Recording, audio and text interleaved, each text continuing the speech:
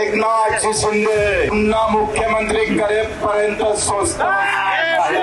मला हसायला यासाठी आलं की जे बच्चू कडू स्वतः निवडणुकीला निवडून येऊ शकले नाही ते बच्चू कडू 145 आमदार निवडून आणून माझ्या लाडक्या एकूमामाला मुख्यमंत्री करणार आहेत. विधान परिषद निवडणुकीच्या तोंडावर प्रहार पक्षाचे नेते बच्चू कडू यांनी मोठा राजकीय निर्णय घेत एकनाथ शिंदे यांच्या शिवसेनेत प्रवेश केलाय. विशेष म्हणजे त्यांनी केवळ प्रवेशच नाही तर प्रहार पक्षही शिवसेनेत विलीन केलाय. या निर्णयानंतर प्रहार पक्षातील अनेक कार्यकर्त्यांमध्ये नाराजीची भावना उमटली. आमचा वापर केला गेला, आम्हाला विश्वासात न घेता हा निर्णय झाला, आम्ही शिवसेनेत प्रवेश करणार नाही अशा प्रतिक्रिया कार्यकर्त्यांकडून समोर येऊ लागल्या. दरम्यान बच्चू कडू यांनी केलेल्या एका वक्तव्यानं राजकीय वर्तुळात चर्चा रंगली आहे. मी कुठल्या ऐऱ्या-गैऱ्या नेत्याला स्वीकारलेलं नाही, एकनाथ शिंदेंना स्वीकारलंय. आता त्यांना पुन्हा मुख्यमंत्री केल्याशिवाय शांत बसणार नाही असं कडू म्हणाले. या वक्तव्यावर उद्धव बाळासाहेब ठाकरे पक्षाच्या नेत्या अयोध्या पौळ यांनी खोचक टोला लगावलाय. जे बच्चू कडू स्वतः निवडून येऊ शकले नाहीत ते 154 आमदार निवडून आणून एकनाथ शिंदेंना मुख्यमंत्री करणार म्हणे. लाचार सत्ता पिपासू, किसी का नहीं बस खुद का भिडू असा निशाणा त्यांनी साधलाय. जय महाराष्ट्र. अगोदर एक वाक्य ऐका.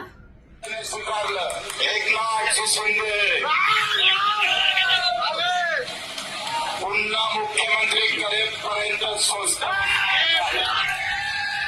मी काय बोललं की बच्चू कडू म्हणतात बदनामी करते.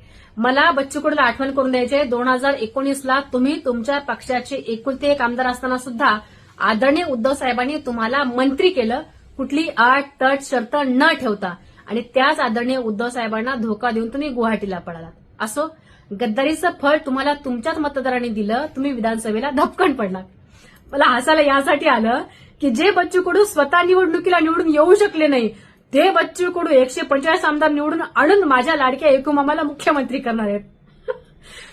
ज्या भाजपच्या भरोशावरती माझ्या लाडक्या एकूमामाचं राजकीय भवितव्य आहे त्या भाजपला क्रॉस हे बच्चू कडू करून एकूमामाला मुख्यमंत्री करणार आहेत.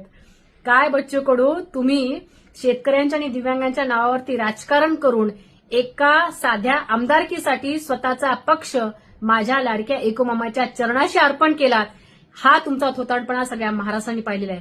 त्यामुळे वक्तव्य करत असताना विचार करा. महाराष्ट्रामध्ये सुज्ञ जनता आहे जी तुम्हाला प्रश्न करेल आणि तुम्हाला तुमची योग्य जागा दाखवून देईल. 2029ला माझ्या लाडक्या एकूमामाचं राजकीय भवितव्य फक्त इतकं असेल, एक मतदान करायचं आणि कुदळ फावडा उचलायचं आणि दरेगावामध्ये जाऊन शेती करायची. ज्या पद्धतीनं चहातली माशी बाजूला केल्या जाते त्या पद्धतीनं हे भाजप माझ्या लाडक्या एकूमामाला बाजूला करेल, हेही तितकंच खरं आहे. तुर्तास इतकंच. जय महाराष्ट्र. आता अयोध्या पौळ यांच्या या खोचक टीकेला बच्चू कडू काय प्रत्युत्तर देणार याकडे राजकीय वर्तुळाचं लक्ष लागलंय.